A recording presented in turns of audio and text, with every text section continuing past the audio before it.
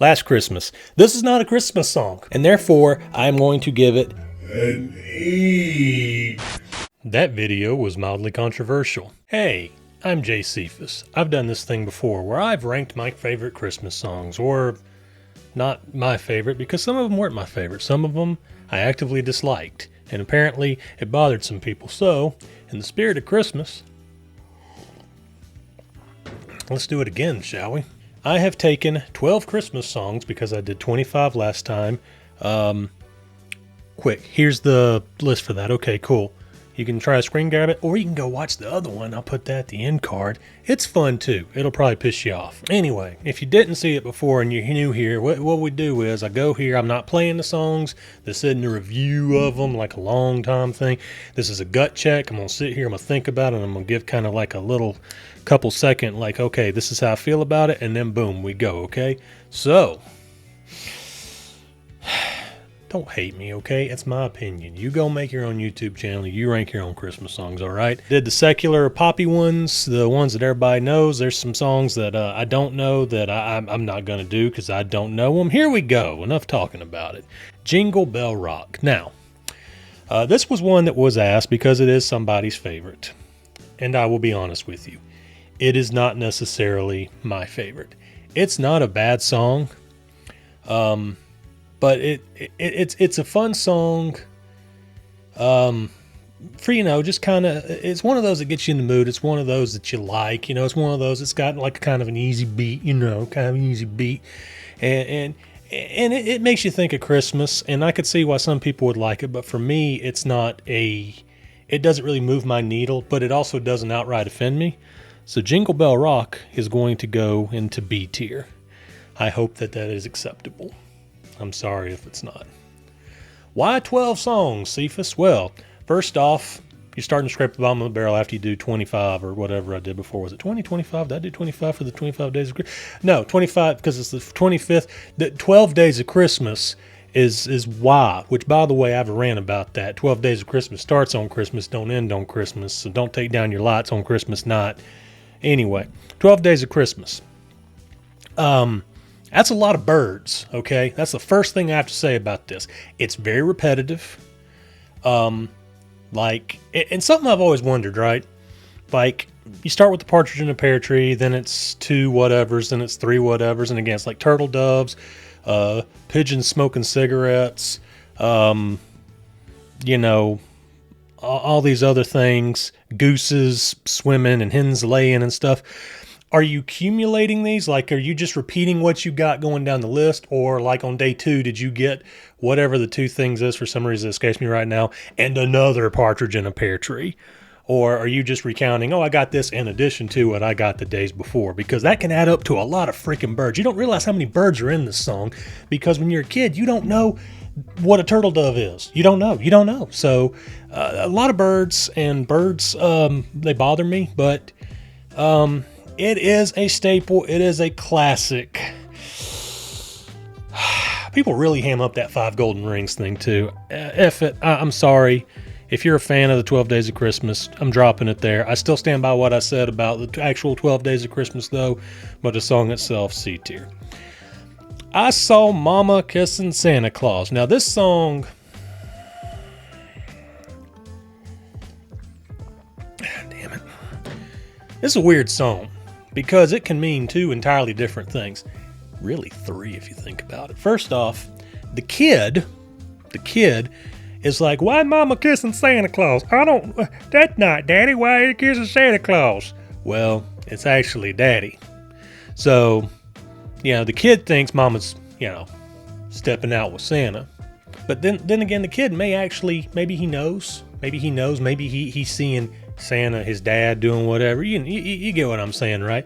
But then, where it gets really, maybe Santa's not actually bringing gifts. Maybe Santa's actually interloper, as it were.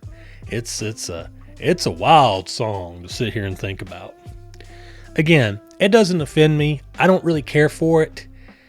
It sounds like a cop out, but I'm gonna put it.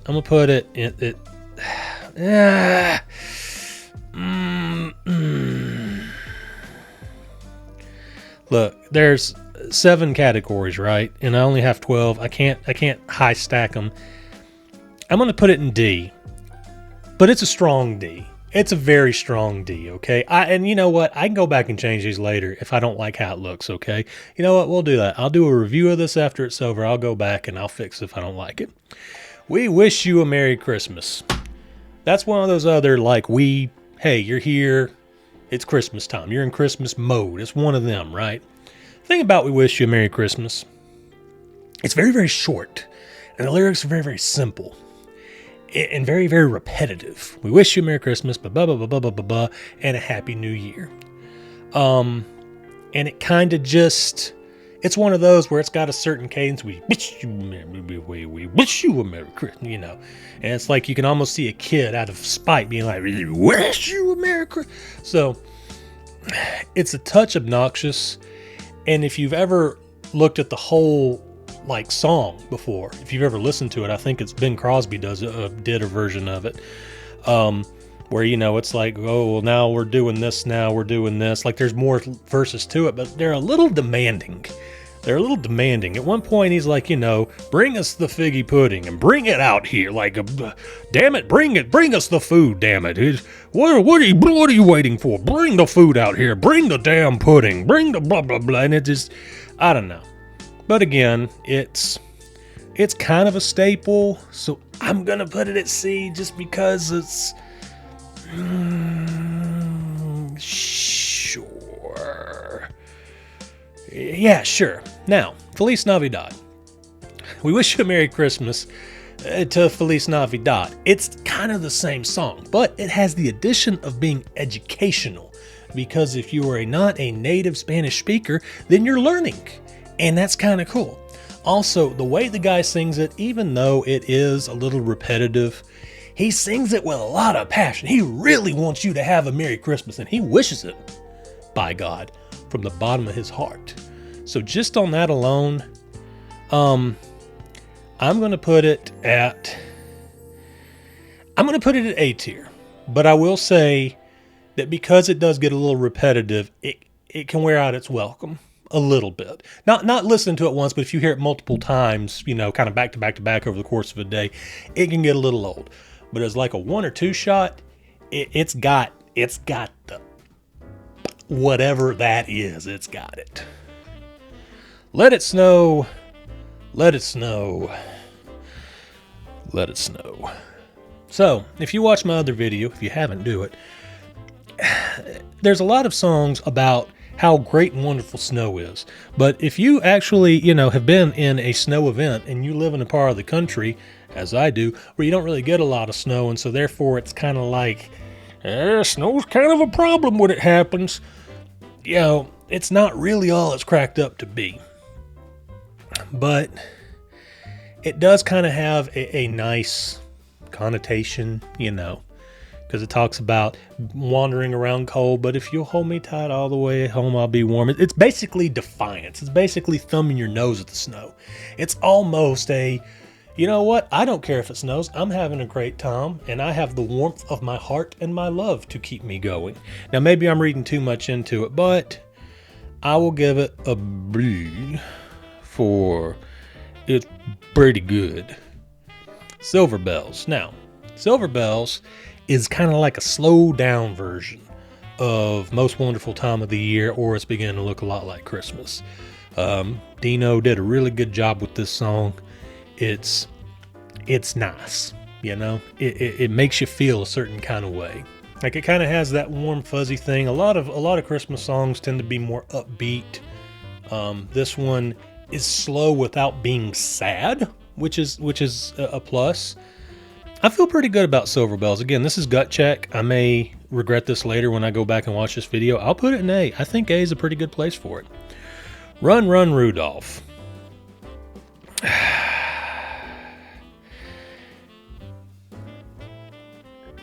And I'll tell you why. Some of these, I like rock music, okay? I like all kinds of music, okay? Songs like Little Saint Nick, or, well, I gave Little Saint Nick a very bad score on the 1. I don't like that, and I can't describe what it is. I know the words that I want to use, but you don't know the words I want to use. So just take my word for it when I say there's a certain type of rock music that is borderline offensive to me, and Run Run Rudolph sort of balances on that. It's just like, I don't have a problem with, whoever, it's been covered by several people, and it doesn't matter who sings it. I just don't like it. I just don't like the sort of, it just comes out the gate, just run, Rudolph. What is it a threat? Why are we threatening Rudolph next? I mean, that's my next question is, if you don't listen to the song, you see Run, Run, Rudolph. It's kind of like the Santa Claus is coming to town. Like, this seems a little threatening. It seems like Rudolph's running from something. Why are you running? What are you trying to run away from? So, for that reason, F might be a touch harsh on it, but, there's an F tier here. I have to put something there. I have to put something there. That's one of the low-key rules about this. I have to put something there. Deck the Halls. This is another sort of inoffensive song. It gets a point because I've had this little ornament for well over a decade now that's a little snowman with earbuds in, and when you click the side, it plays like a rock version, Deck the Halls, and that battery's not died yet. So I feel like that's providence. I feel like that's a sign to tell me, what it is. So I will put this, but it's not like my favorite song, okay? But it's one of those where it's like, oh, we're doing stuff. Oh, we're putting the stuff up. We're putting this up. La la la la la. We're having a good time. Putting on our fancy pants. I don't know. And two, Deck the Halls. There's multiple verses to it. I would put it at C, but like I said, I have that ornament that I really like, so I'm going to put it at B for that reason alone. Up on the Housetop. This is a song that doesn't really move my needle much at all. Okay? Doesn't really move my needle much at all. Because it's like one of those, like, kind of like Rudolph the Red-Nosed Reindeer, where it's like you learn it when you're a kid. You come into the world knowing the song kind of thing. I don't know. Up on the Housetop, click, click, click. It's got a lot of onomatopoeias in there, a lot of little noises being made. It's whoa, who wouldn't know? I hope to God it's Santa Claus on our roof on Christmas Eve. Otherwise, Daddy, go get the boomstick. We have an intruder. So I don't know. It's one of those that doesn't really. I don't know. I'm not emoted by it, and it's kind of. It kind of is what it is, But I don't really want to put it low because it doesn't offend me. But I don't know. It doesn't do enough for me. I get what it's trying to do, but it doesn't do enough for me. Maybe a child would love it, but I am not a child anymore, although I may act like one. So, simply having a wonderful Christmas time. This song, you know what I'm going to do? Up on the Housetop's going to D. Up on the Housetop's going to D. Simply having a wonderful Christmas time is going to go to E, at least preliminarily, okay? Some people like the song, I'm sure. The whole song has a really weird, spacey vibe, right? Like, I've heard people say it sounds like you're out in the woods, like doing a seance or something, because it's like, the moon is right. The time is near. And then somebody comes around the corner like, hey, guys, what are you doing? Oh, we're just having a wonderful Christmas. And then they walk off and you're like, we can go back to doing bad people stuff. Like, I don't think about it that way. It's just kind of a bizarre sounding song. And I like surrealism. Trust me. I like bizarre stuff.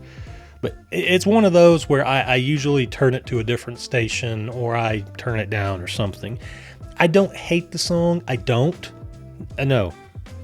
The more I think about it, the more convicted I feel about this, the more vindicated I feel, because it has that ding dong thing at the end. Yeah, it's gonna stay at E.